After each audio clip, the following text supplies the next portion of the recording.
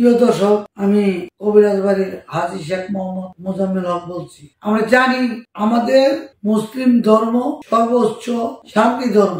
এখন বর্তমান সিজনে দেখা গেছে একটা মেয়ে, আমাদের এলাকায় নাম বলা যাবে না বা বলবো না, প্রথম ক্লাস 5 পর্যন্ত পড়ালেখা করে নাই, মেয়ে এক মুসলমান ছেলের সাথে প্রেম করে চলে গেছে। কি হইল ব্যাপারটা, কি কারণে গেল?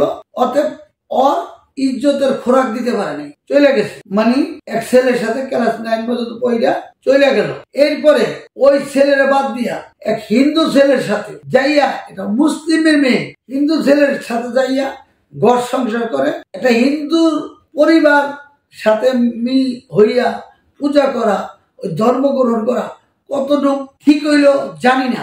এরা কেমন ধরনের পরিবার তাও জানি না। আমার আশেপাশে আছে, আমাদের এলাকায় পয়লা মেয়েরা ক্লাস 5 পর্যন্ত পড়ার পরে মেয়েরা একটা ছেলের সাথে চলে গেল। ওই মুসলিম ছেলেরা একটা হ্যামসাম ছেলে হ্যামসাম হইলে কি হোক, আমার মনে হয় দেখতে হতে মিয়া ভাই বন্ধুর কাছে গুলি নেই, হয়তো ওর খোরাক দিতে পারে নাই, ইজ্জতের খোরাক ওর তৃপ্তি দিতে পারে নাই। এই কারণে আরেকটা হিন্দু ছেলের সাথে যে প্রেম কইরা হিন্দু ধর্ম গ্রহণ কইরা ওই মেয়ের সংসার করে, এই ঘরে বাচ্চা কাচ্চা হয়ে গেছে। হয়তো আমি জানি না ওই পর্যন্ত বাপের বাড়ি আসি, কিন্তু আমাদের আশেপাশেই কোনাবাড়ি গাজীপুরে, যদি কোনো ভাই জানতে চান আমি জানাইতে পারি, প্রমাণ দিতে পারি, কিন্তু আপনি জানিয়ে নিতে পারেন। আমার মিথ্যা কথা হইলে আমার জিহ্বাটা কাইটা ভালো গেল, কিন্তু এইটা কোনো কথা না। কিন্তু কি কারণে গেল একটা কথা খেয়াল রাখবেন, প্রতিদিন যদি বাসায় ভাত খাইয়া পেট না ভরে, তাইলে আপনি 1 মাস 15 দিন অটোমেটিক হোটেলে যাবেন। এটা তো মেয়েদের দোষ না রে ভাই, এটা তো ছেলের কালচার খারাপ। ছেলের কালচার খারাপ কারণে ধর্ম চেঞ্জ কইরা মুসলমান ধর্ম বাদ দেয়া যাই হিন্দু হইছে। কেন হিন্দু হইল?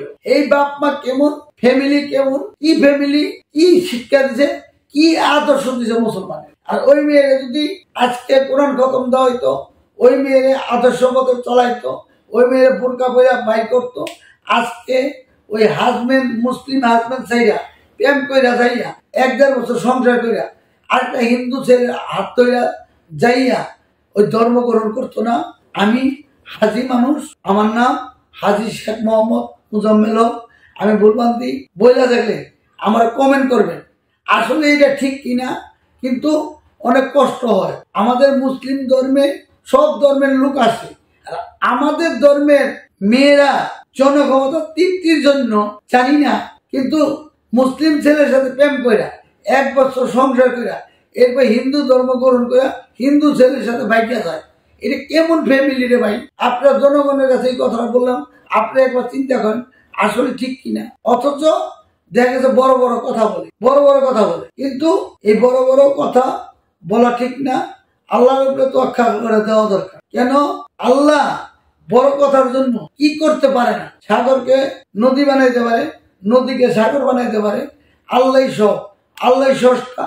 আল্লাহকে বিশ্বাস করেন, গাছের প্রতি বিশ্বাস করেন, আমার প্রতি বিশ্বাস করার দরকার, কবিরাজ বাড়ির প্রতি বিশ্বাস করার দরকার। অনেকেই বলেন, অনেক বাইরেই বলেন ওর মেয়ে চলে গেছে, অমুক সমাধান আমি দিয়েছি, অমুকে বলতেছেন আমার মেয়ের দেখতে পারে না, বিদের কাছে যোগাযোগ করে না, ওইটা যোগাযোগ করে দিচ্ছি। কিন্তু কোরআনের যে গাইডলাইন, কোরআনের ভাষা যদি কোনো হাফেজ দিয়া বা কোনো মুফতি দিয়া বুঝতে পারেন, আপনি একটা মানুষের বশ করা কোনো ব্যাপার না।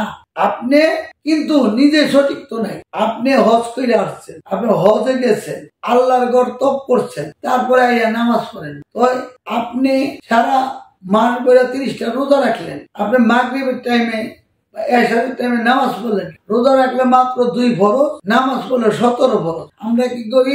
সারা মাস রোজা রাখি, নামাজের টাইমে পলায় থাকি, নাটক দিই, ছবি দিই। ভাই আসলে এটা ঠিক কিনা জানি না।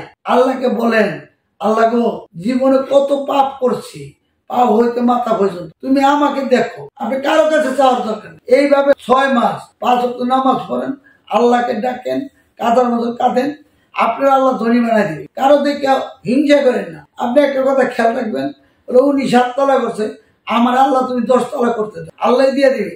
আল্লাহ কোন লোকের কাছে, কোন লোক যদি আল্লাহর কাছে মন খুলে কাইন্দা বলতে পারে, আল্লাহ কোনো আশা না পুরো পৃথিবীতে নেয় না। আর একটা কথা ভাববেন সবসময়, আল্লাহ যাকে বেশি পছন্দ করে তার রোগ দেয়, বিপদ দেয়, হ্যান দেয়, হ্যান দেয়, মন পরীক্ষা করে। আল্লাহ যে কত জ্ঞানী, এই জ্ঞানের কোনো শেষ নাই। এক বেচারে চৈত্রি মাসে লাউ বেচতে গেছে, লাউ বেচতে যাইয়া বেচা শেষ আইসা গরমের বইতে পড়ছে বট গাছের তল, বলতেছে কি আল্লাহ কি বুদ্ধি, কত বড় বট গাছ দিছে বটের করি, আর এতটা লাউ গাছে দিছে বিশাল একটা 5 কেজি লাউ। লাউ তো ভাই সবাই চিনে। হঠাৎ করে এই বেচারা বলতে বলতে মানে একটু ঠান্ডা বট গাছের নিচে বাতাস পাইয়া একটু চোখটা বুঝাইছে, চোখ বুঝার পরে বলছে ঠাস করে একটা বটের করি পড়ছে নাকের মধ্যে। ওকে আল্লাহ তুমি অনেক বুদ্ধিমান, যদি এইটা বটের করি না লাউ হইতো তো আমি সেটকাই যেতাম। আল্লাহ যদি খাওয়ায়, যদি কোন আল্লাহ খাওয়ায় না, আল্লাহ খাওয়াইলে পাশার মধ্যে বাইরে খাওয়ায়। আল্লাহ যে কত মাবুদ, আল্লাহ যে কত দয়াবান। বলতে বান্দা তুমি হজ করো না বাদ দাও, নামাজ পড়ো না বাদ দাও, সবকিছু করছো বাদ দাও, তুমি আমার একটা সেজদাতে 2 ফোঁটা চোখের পানি ভালো। একটা কথা মনে রাখবেন, সাথে কেউ যাবে না। কোন দিন জানি আপনার বাস করা কাপড়টা বাসায় এসে পড়ে, মসজিদের পালকির আপনার সামনে এসে পড়ে। আজকে তো ভাবেন প্রথম রাত্রটা কবর কিভাবে কাটবে। আরে ভাই মেডিসিন তো একটা উছিলা, ভালো করবো তো আল্লাহ। ওষুধ মুখে দেওয়ার সাথে সাথে ফেরেস্তার মাধ্যমে বলে আল্লাহ এই মেডিসিনে কি আমি কাজ করব?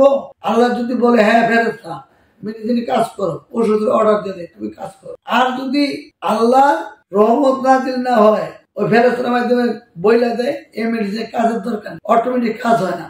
ওটা ডাক্তার, কবিরাজ, হাকিম দুনিয়া খাইলেও কাজ হবে না। একটা মানুষ মৃত্যুর আগে অনেক ফেরেস্তারা আসে, আপনার খাবারের দায়িত্ব আসছিলাম পৃথিবীতে, আমি সারাটা দুনিয়া গুলাম, আপনার খাবার পাইলাম, একজন বিদায় হইল। আপনার পানির দায়িত্বে আসছিলাম, সারা পৃথিবী ঘুরে আপনার পানি পাইলাম, হ্যাঁ বিদায় হইল। এরপরে ফেরেস্তা আসলো, আপনার উঠানো বসানো, আপনার শক্তির দায়িত্বে, সবকিছুর দায়িত্বে ছিলাম। আমার কাছে সারা পৃথিবী ঘুরা আপনার শক্তি দেওয়ার মতন আমার কাছে কোনো শক্তির দায়িত্ব নাই। আজকে আমি বিদায়।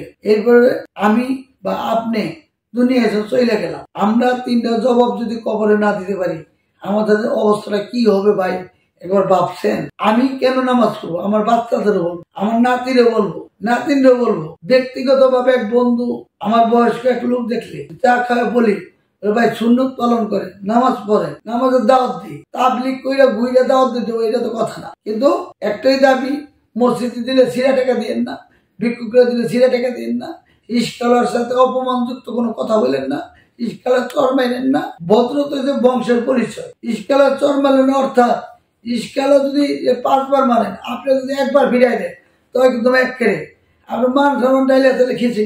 ভালো থাকেন দর্শক, কথায় ভুল হইলে মাফ করে দেন, লাইক দেন, লাইক পাইবেন, আমি লাইক দেবো, লাইক দেন, আমি কমেন্ট করবো, আপনি কমেন্ট, আমি কপিরাইট দিব, আমার কপিরাইট দিয়ে। আমার মোটামুটি কবিরাজ বাড়ি 17টা channel, YouTube, Likee, TikTok, group, এরপরে ফেসবুক, এমন কিছু নাই আমরা অনলাইনে পাইবেন। আর নীতি নতুন প্রোডাক্ট নিয়ে আসবো, নীতি নতুন কথা নিয়ে আসবো।